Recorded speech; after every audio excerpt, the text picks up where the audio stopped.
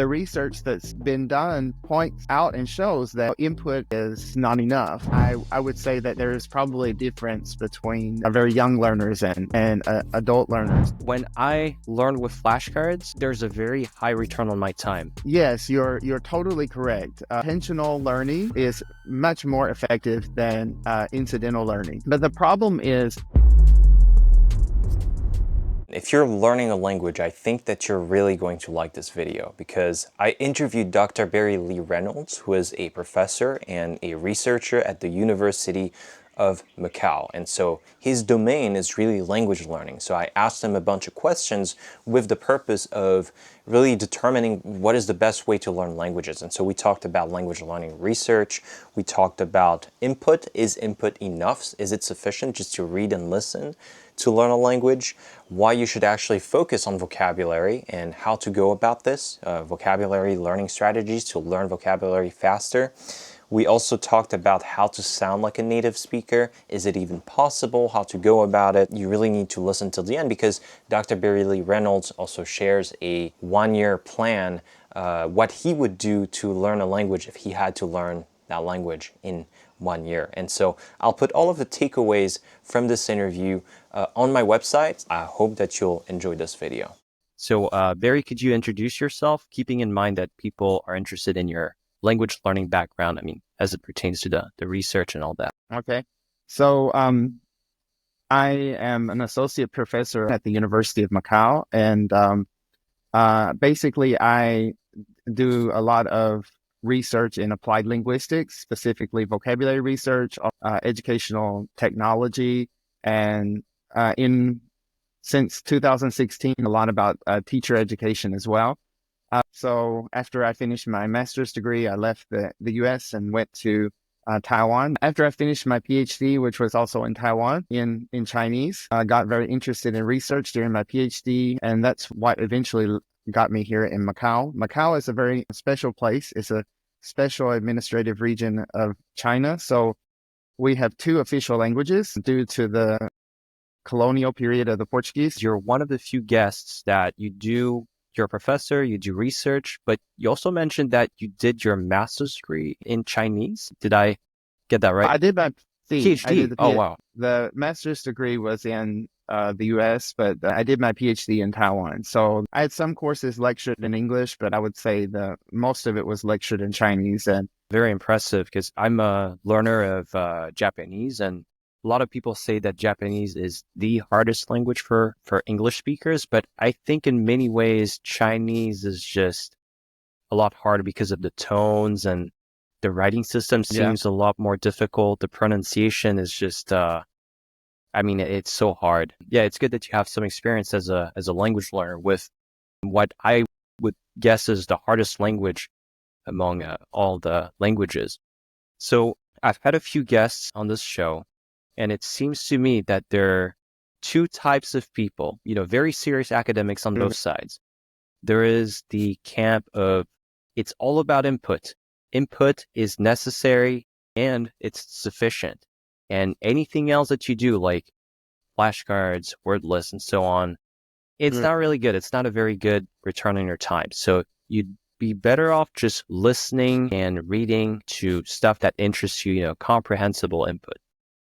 And then on the other side, you have people who say, well, input is necessary, but it's not necessarily sufficient. And there are plenty of activities that you can do, which, are really great. They can really speed up learning. Where do you sit on this sort of debate? Well, I think before I give my answer on where I sit on the debate, I would like to go back and to say that, yeah, there's some people out there that will say this about input, but if you actually look carefully at their argument, I mean, even someone like Stephen Krashen, if you look very closely with the things that he's saying, in more recent years, you'll find it's not exactly just about input. I think you already said it a little bit. It's not just about input. It's about, of course, comprehensible input and however people define comprehensible input.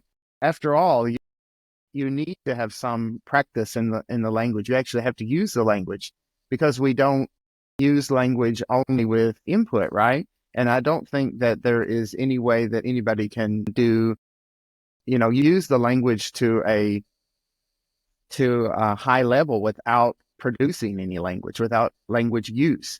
So I would first say that, and then I would say, of course, by saying that, you can probably guess that my idea is like, I think input's not enough. Of course, you need other things, and I'm a real fan of Paul Nation's four strands, um, idea about having a balanced language course. I think if most people are pressed hard enough, I don't think that anyone would say that just having input is going to get you to a high proficiency level without practicing or using the language in any way. If you push certain people hard enough, it's very difficult for them to just continue to say, oh, yes, input is the only thing that you need. But I would say making a very strong claim like that gets people's attention. I mean, you'd have to ask Krafton himself, but I would say, like, I think it was probably like in the 1980s when his input hypothesis came out. And I would say that his initial idea was probably to get people's attention, that input was very important. And if you make a really strong claim like that, people are going to listen, people are going to do research, and they're going to investigate, and they're going to figure it out. A lot of the research that's been done points out and shows that, input is not enough. I would say that there is probably a difference between very young learners and adult learners. Maybe if they're quite young, the kinds of activities, the kinds of tasks, they may change a little bit. But generally, when we're talking about adults, yeah, you need a well-balanced,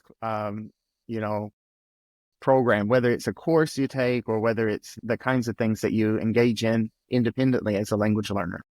Right. And my experience with this has been that input has been obviously very important for me, learning English and learning other languages. But also I found that especially when it comes to vocabulary, vocabulary is, to me at least, the biggest challenge when you learn a language, especially, a language that is pretty far from your native language. Like I'm a native French speaker.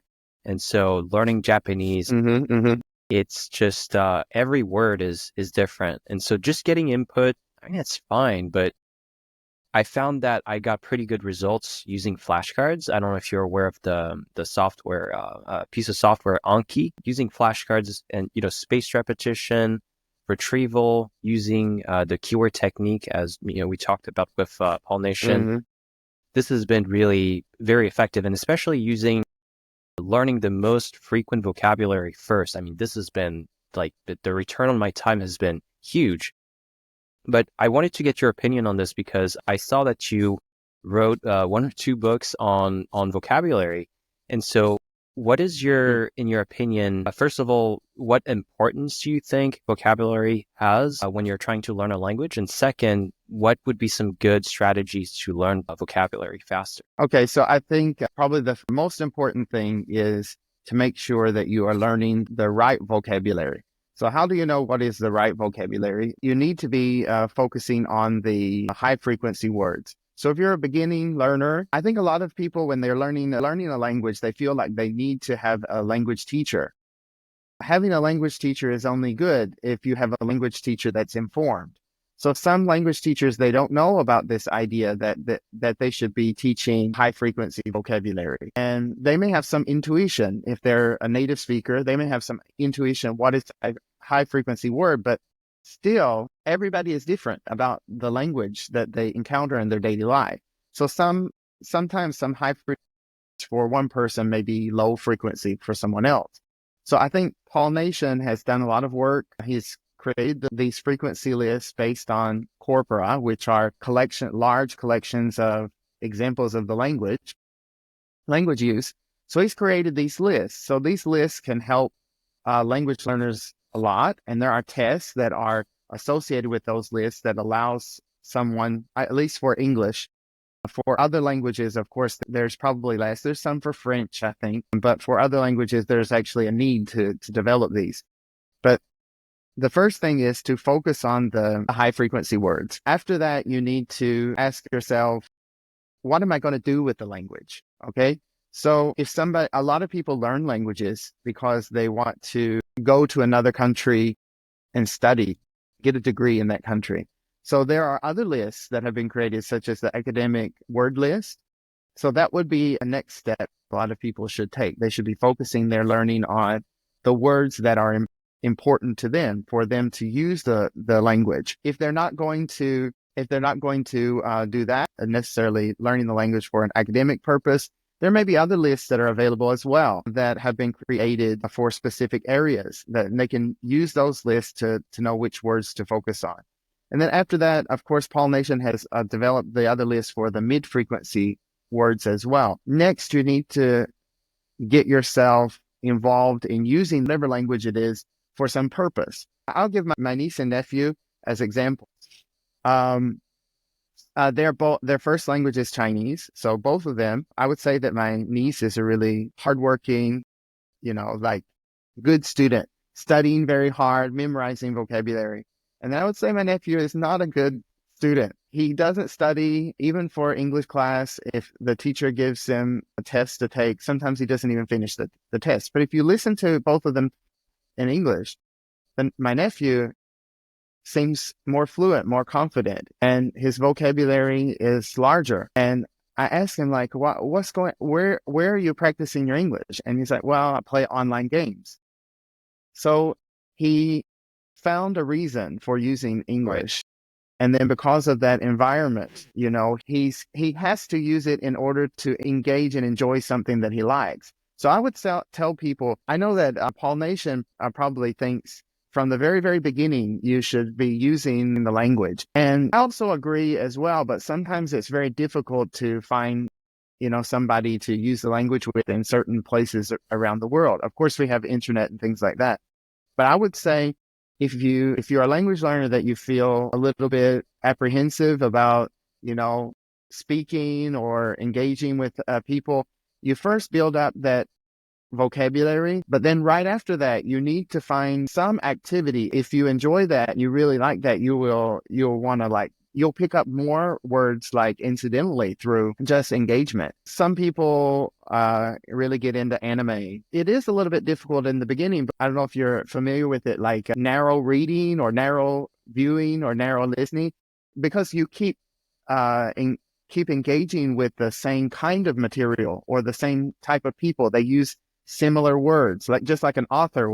If you read a lot of novels by the same author, they're using the same vocabulary, the same phrases. So although it might overall seem a little bit more difficult, but if people keep engaging in those activities, they will keep getting lots and lots of repetitions. And repetition of the vocabulary is what is needed to ensure learning and also retention. Now, I've talked so long, I've kind of forgotten your question. The first question was about vocabulary, and then that's the right. second It part was the how important is vocabulary in terms of language learning as opposed to, say, grammar and fluency development and these kinds of things. And then you just talked about the second aspect, which is good strategies for learning vocabulary. Of course, there are different academics; they have their different focuses, and I have to admit, I'm a little bit biased. The cornerstone of all of my research is vocabulary research. So I'm going to say vocabulary is really important. But I think you can learn all of the grammar that you want, but without vocabulary knowledge, it really limits what you can do in the language. You can't communicate at all without words. So I would say that vocabulary is probably the most important. So I just have a little note here before I sort of react to your response here. For Pollination, so he did develop frequency lists, but they're for English, I think. I did develop some frequency lists as Anki-Dex. It's just a shameless plug here for my website, ankicordex.com. I'll put the link in the description. But so I used Corpora, a million sentences from different languages, just took all the sentences, lemmatized the words, and counted the frequency of the words, and I made Anki-Dex out of them. Anyways, so I wanted to talk about two things. You mentioned native likeness, but first I wanted to talk about, so your recommendation essentially is that you do flashcards or whatever deliberate learning activities for vocabulary first. So let's say the 3,000 most common words. And then you really need to find a purpose, a use for the language, and really start to engage with the language. So let me just play the devil's advocate here. is that my understanding, and certainly my experience to some extent, is that when I learn with flashcards, there's a very high return on my time. My understanding of the research on incidental vocabulary learning, so when that is, activities where you're learning vocabulary, but it's sort of a byproduct of the activity, the return on your time is fairly low compared to, say, flashcards and so on. So in this context, why should people focus on incidental activities as opposed to really going hardcore and doing the flashcards and so on? Yes, you're totally correct. Intentional learning is much more effective than incidental learning. But the problem is there are so many words in any language that you need to know. If you try to just focus on intentional learning, you'll never get to the part where you actually use the language. So probably you need about 9,000 word families of English to get to a point where you're probably going to only encounter about 2% of unknown words in most texts that you encounter. So in order to get to that level, that will be a lot of flashcards and a lot of time learning. And most people will not be motivated enough to spend years it would take to learn all of those words. They will want to start to use the language. And as I mentioned before, if you get yourself engaged in some kind of activity, and that is an activity that you really enjoy doing, that's why All Nation and others advocate a lot about extensive reading, is because you're going to get lots of repetitions and you're going to be doing something with the language. And if the level of the content is right for a learner, you're going to be motivated to keep going. It becomes a process where the rich get richer.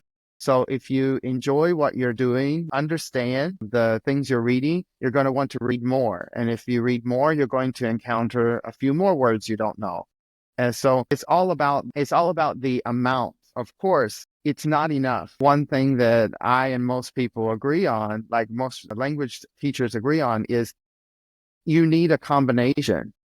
You need a combination of both intentional and incidental learning. You can't gain all of the words that you need with only intentional learning.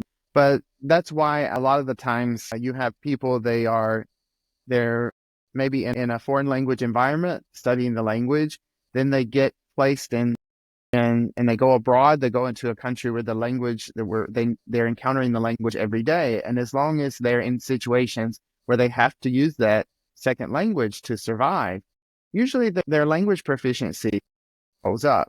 But even during that time, they're still engaging in a lot of intentional learning as well, because they are finding gaps in their knowledge, and they're noticing those gaps, and they're paying particular attention to those, because those are the words that are coming up either in their readings or they're talking to people and they keep hearing that word, and then those go into their flashcards, because those words are probably for their social circles has become like a high frequency words for those individuals. Hey guys, Louis here. Just a 30-second announcement and then we'll go back to the interview. If you have benefited in any way from my interviews or from my videos, I highly encourage you. As a matter of fact, I'm asking you for a favor. Please consider subscribing to my YouTube channel. The reason why I'm saying this is because when I reach out to guests like Dr. Barry Lee Reynolds or other people, it's really helpful to have a high number of subscribers, because then people want to talk to me. They think that, I have a big audience, and so it's really helpful. So if you have benefited from my videos in any way, I'm asking you for a small favor. It's completely free. Just click on the subscribe button on YouTube, and this is going to help me. So back to the interview. I want to talk about something a little bit different. And you mentioned native likeness, specifically in terms of accent and pronunciation. So a lot of people watching this and listening to this are not necessarily interested in languages for work or for school. Yeah.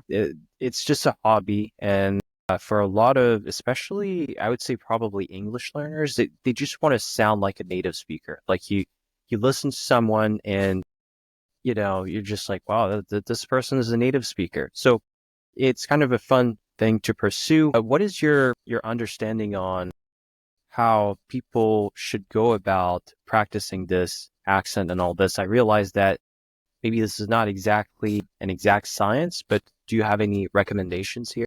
There's already been a lot of research conducted to compare the difficulties that people will have with certain sounds based on their native language, based on their first language.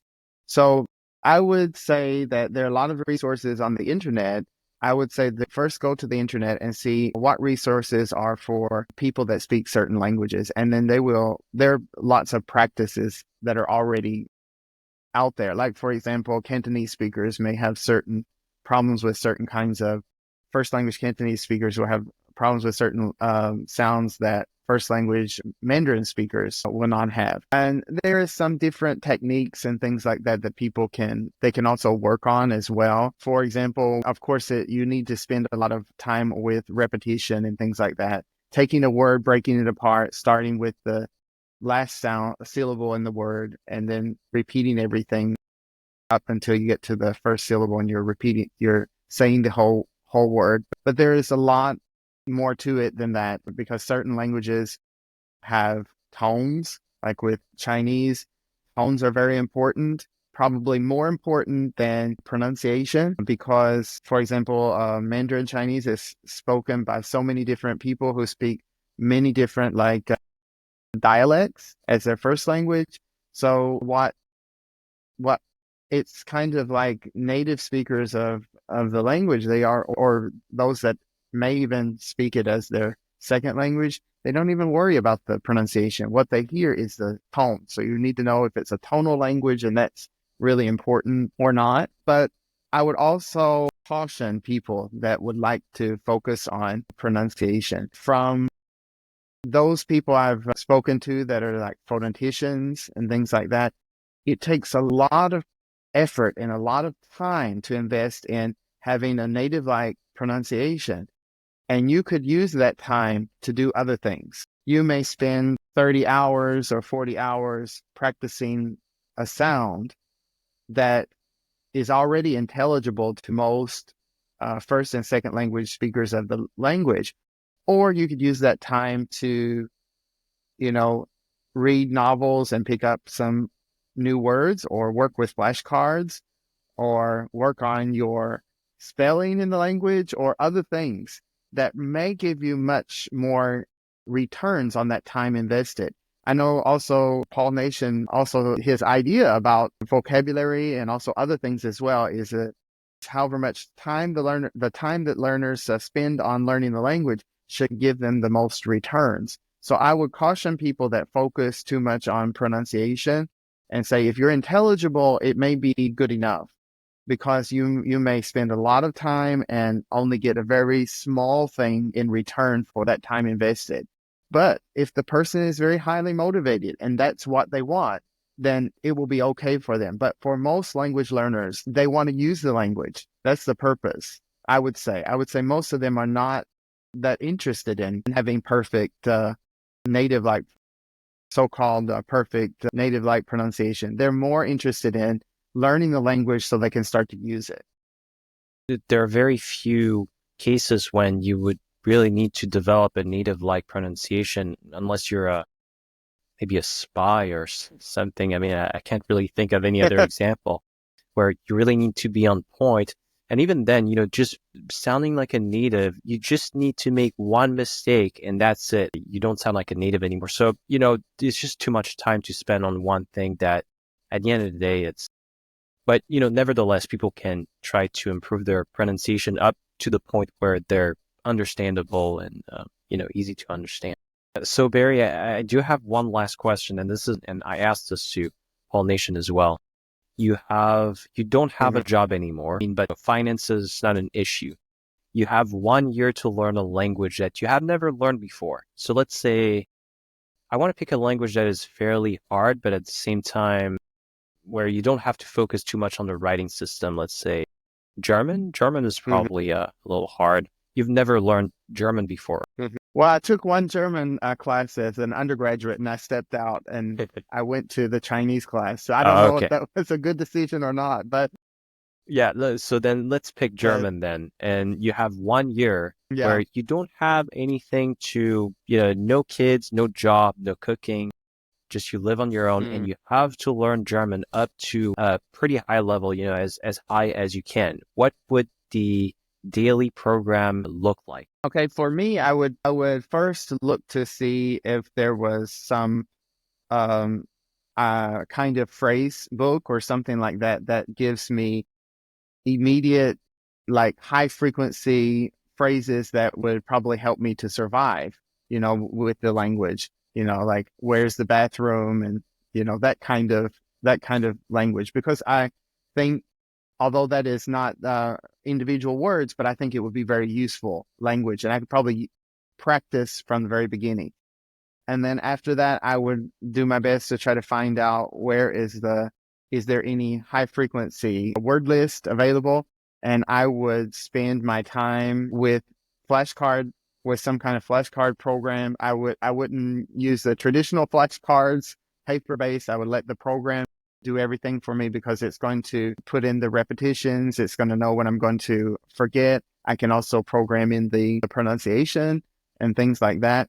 I would work with that. At the same time, I would need to probably quickly understand what is the spelling and pronunciation correspondences, that kind of thing. I would try to find something to help me that, because I need to know whether there is a spelling, if it's one to one, like in like Spanish, or is it more like English, you're kind of in the middle, or is it something like French? I did try to study a little bit of French before. I was like, I can't figure out how to thing. So I think that's really important, because in your mind, when you're seeing these words, you want to know you want to try to pronounce them, to rehearse them, and to work on some good and use some mnemonics, like the keyword technique, to help you learn those.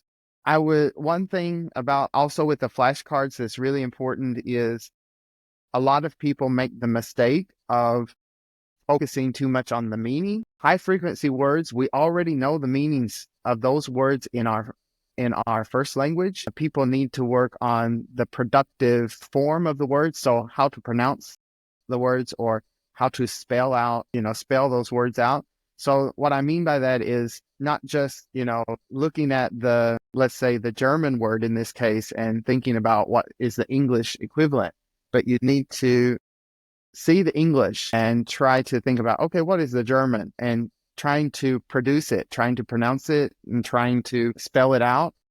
That This kind of productive retrieval is really, really helpful. So I would say I would I would do a lot of that in the very beginning, because I would want those high frequency words. And then I would see if there was any way that I could get some hold of some kind of simplified material, to because that's just a lot of, like, memorization kind of thing. So I would enjoy myself, like I would enjoy the language learning. So I would look and see if there's any graded readers available with these high frequency words. And I would spend as much time as I could reading, like read as much materials, and also listen while reading. Like if those, nowadays, if they file, or just use some kind of app on my phone, really easy to, you know, follow along while it reads. So I get this dual multimodal input. And I would try to find somebody that I could practice with. But if I couldn't find anybody to practice with, I would turn to something else. I would turn to like AI or something, just so I'm put into a situation where I can produce the language to get, speaking. And I would think, like, really quickly, you could learn a lot of vocabulary and have some basic ability in a very short time doing those simple things. Nice. Yeah, this was very detailed. And by the way, for the listeners, I'm going to put a link to my website below. So I'll put a summary of this conversation with all the takeaways that I can write down. So, Barry, thank you so much. This was very insightful. All right, guys, that's it for this interview. I hope that you liked it. Once again, all of the takeaways from this interview at my website at lostelegram.com. I'll put the link in the description. You can also find my Anki decks, my vocabulary decks at ankicoredex.com. I'll put the link as well in the description, and I'll see you next time.